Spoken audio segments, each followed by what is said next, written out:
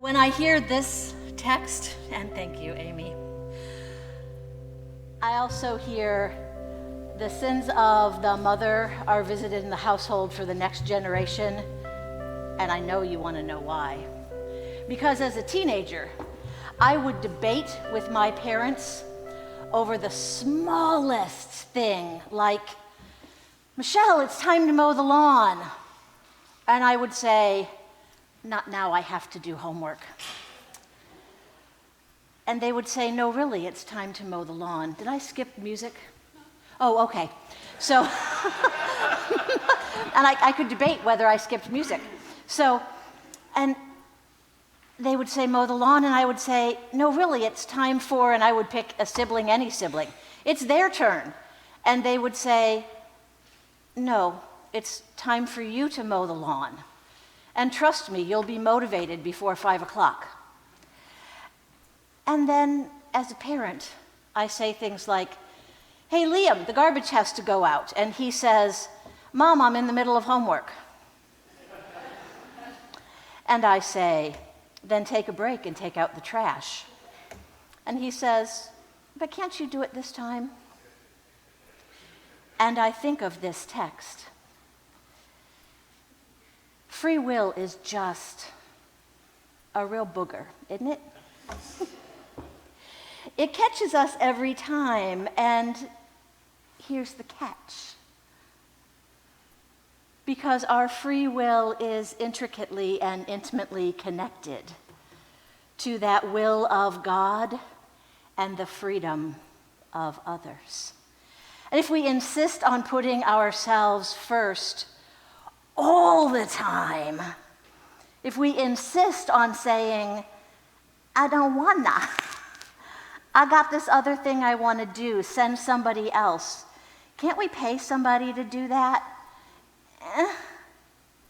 Somebody else should do that. If we want to put our needs first and we think our desires are separate and more important, well, that makes us like Pharaoh. And the narrative at least says, God's tolerant, but eventually God gets a little miffy and angry. And this is that narrative. And of course it's not about, taking out the trash or mowing the lawn, except when we get to the minutia of the details. That's the crux of the matter. Each and every one of us have these encounters. And it would be great if each and every one of us could have these moments where we're like, God was literally right before me, and there was this burning bush, and it was consumed by flame, but it was totally not consumed. And God spoke to me quite clearly and said, this is what you're going to do. And it will consume my life, but I won't be consumed by it. And the flame of the Spirit is going to be with me. I'm not in this by myself. Because what's more, I'm going to have a sidekick, right? It's like the original Batman and Robin. Moses and Aaron, you got this. You're in it together. And when God says, I'm going to be with you, God also said things like, what's that in your hand? You see the tools you already have? We're going to use those. God didn't say, now take this staff and just put it down because you need to go train and be a blacksmith. Just have the tools of your trade and we're going to use those. I'm working with you as you are. That's that cliche we have that God doesn't call the equipped, God equips the called.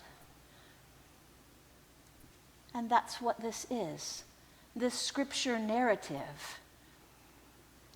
And so maybe we don't have that quite literal burning bush, but we have these vocational or situational moments, and we're hearing God talk to us. And sometimes it's a lot like this. God comes 5 times. Are we listening? What is it that you've been hearing repeatedly in your life,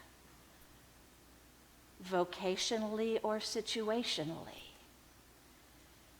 Where have you heard this message speaking to you? Saying, the community needs this. The church needs this. The world needs this. And like Moses, you say, I don't wanna. Call somebody else. No. I'm busy. And God says, I'm sending you the same message next week. Can you hear me now?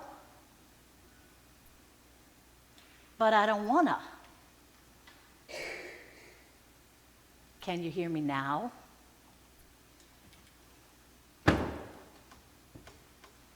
Take your staff, kid. Because one way or the other, you're going. Your will is connected to the freedom of everyone. How long is it going to take you to make that connection? God will keep asking. Are you listening?